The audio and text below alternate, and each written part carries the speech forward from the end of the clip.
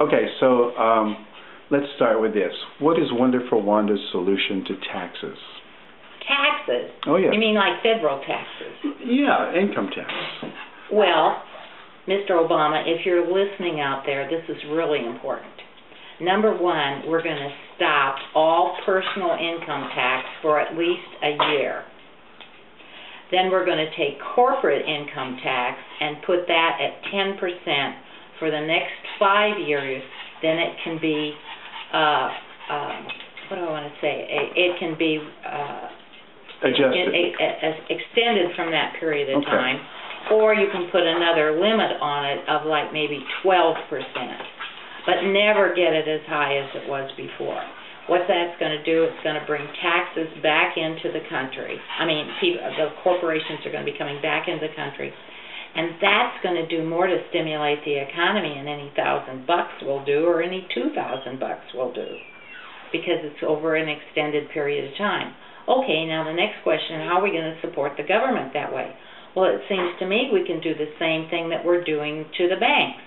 Number one, make sure that everyone is working. Oftentimes I go into government agencies and there will be 2 or 3 people that aren't working. And then there will be 2 or 3 people that are buried in work. So make sure everybody's working or let them be eliminated. And then the Treasury can use the same technique of making money for the government to operate as it does for the banks that we're bailing out. Which, I don't know what that's done other than make the debt greater for us people that have to pay taxes. And I don't know, there's some people that want to take Social Security out then, but it's so broke from the government stealing from it anyway, we probably are going to have to keep that up. Good. I was wondering what the next question might be that we could make a little video out of. Because, I've written a book that says Never Say Can't. Mm-hmm. So I think that Never Say Can't can be done this way. The people just have to get out, the government, our president, our Congress, our Senate, they just have to get out of their own way and do it. And just say to heck with it. Because if they don't, we may not have a government like they like to have in 5 or 10 years. Okay, fair enough. Now, we had the recent bailout. Oh, yes. I have a question. I thought you might have an answer. My question is, where did the money go? There doesn't seem to be any receipts or any accountability. Isn't that incredible?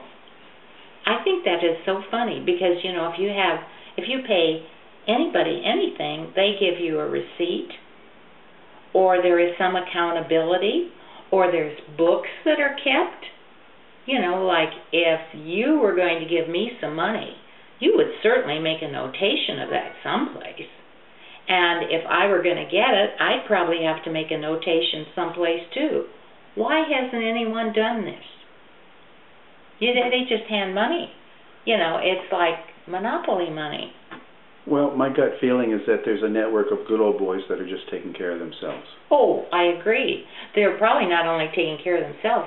That might be in a lot of foreign bank accounts or in the Bahamas or in Switzerland, because I understand some of the Swiss banks are even having trouble right now.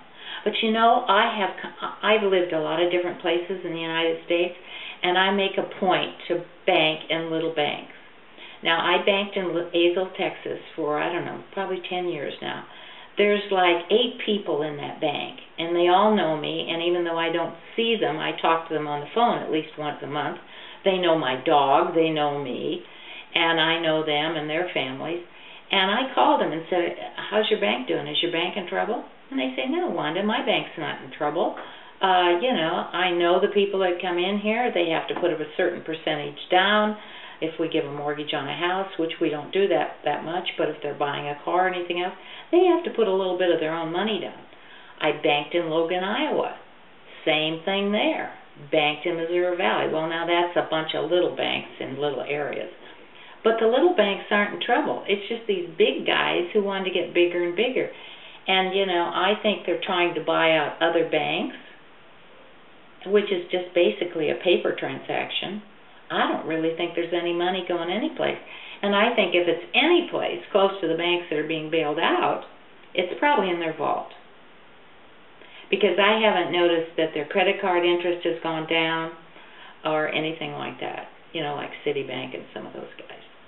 And Citibank is just whatever if you've ever been in trouble with Citibank and you call and try to work a deal with them, they don't want to work a deal with you.